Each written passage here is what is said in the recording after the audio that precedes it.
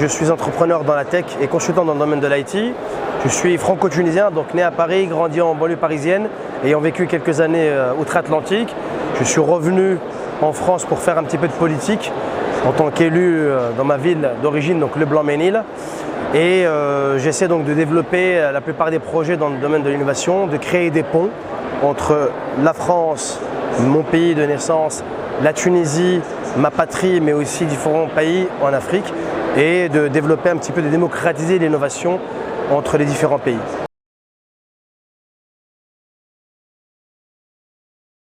Africanda est un centre d'innovation basé à Tunis.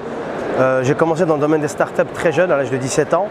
Et Africanda, c'est Africa, c'est l'ancien nom de la Tunisie, donc Ifriqiya, et Kanda en swahili, ça veut dire famille-communauté. Africanda part d'un constat où la Tunisie est le deuxième pays en Afrique à former des ingénieurs. Le premier, c'est l'Égypte, le deuxième, c'est la Tunisie. L'Égypte, ils sont autour de 16 000, 17 000, je crois même 18 000. La Tunisie, ils en ont presque 13 000. Sur les 13 000, il y en a 8 000 qui sont dans le domaine de l'informatique. 3 000 arrivent à trouver un poste en Tunisie. 5 000 sont sur le carreau, donc ils n'arrivent pas à trouver un poste. Et donc moi, avec ce constat-là, je me suis dit qu'il fallait faire une formation, parce que tout le monde parle de l'intelligence artificielle, et mettre en place une formation, les former et leur donner des contrats de travail. Et donc le principe était simple, la formation est gratuite, à condition qu'ils restent 2 ans avec moi pour travailler sur certains sujets, avec des ONG, des organismes publics, privés, mais toujours avec un impact social et sociétal.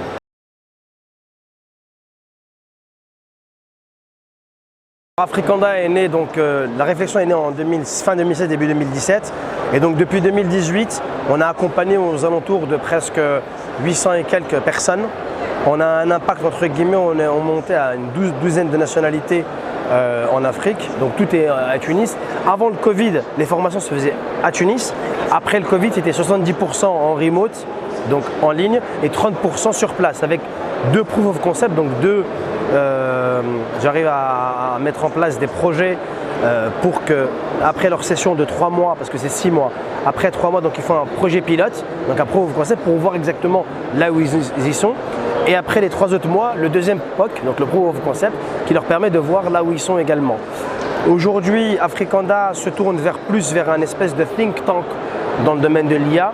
On a travaillé avec pas mal d'organismes, comme la Fondation Brazzaville, pour lutter contre le trafic des faux médicaments qui tue malheureusement aujourd'hui presque entre 800 et 900 000 enfants. On a travaillé avec pas mal d'organismes aussi publics en Europe mais aussi en Afrique.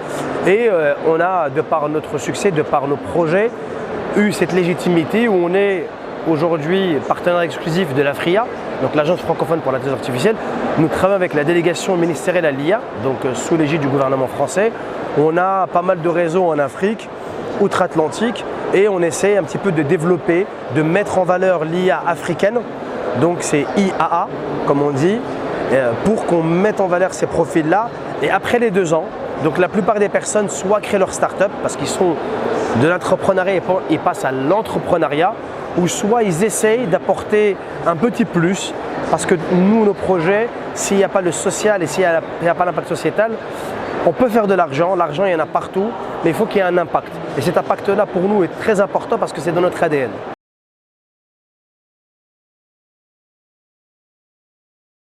L'intelligence artificielle n'existe pas que depuis quelques années. Ça fait des décennies que ça existe. Ça a été vulgarisé aujourd'hui avec les outils que l'on a, avec entre guillemets la 5G, l'apport de la 4G, de la 5G. On parle beaucoup de données, de data. Et donc, cette vulgarisation entre guillemets du mot nous pousse à une réflexion épistémologique en disant là où on est dans le domaine de la data. Alors on peut voir des sociétés qui vont promouvoir la data, qui vont offrir des services, des stratégies, ainsi de suite. On a monté aujourd'hui avec cette réflexion, je ne vais pas dire des experts, mais différentes personnes quand on va dans des événements ou autres, autour de l'IA en se disant qu'est-ce qu'on peut faire pour l'Afrique? J'ai ma casquette d'entrepreneur, j'ai ma casquette de consultant, mais je suis aussi issu du milieu associatif. Et donc derrière, on a monté une organisation qui s'appelle AI for Africa, où on a cette réflexion pour aider, accompagner les organismes publics et privés, les citoyens, sur la réflexion de l'IA, l'impact que ça peut avoir sur notre vie, parce que qu'on le veuille ou pas, via nos smartphones, on est connecté à un monde irréel. Et ce monde irréel devient réel. Réel parce qu'il y a nos données dessus, notre nom, notre prénom, notre date de naissance, les numéros de notre carte bleue. Donc il y a une part en nous où on est entre guillemets connecté avec. Et donc cette connexion, on doit la sécuriser et on doit accompagner au plus près donc, la granularité de l'information, que ce soit sur le domaine public ou privé.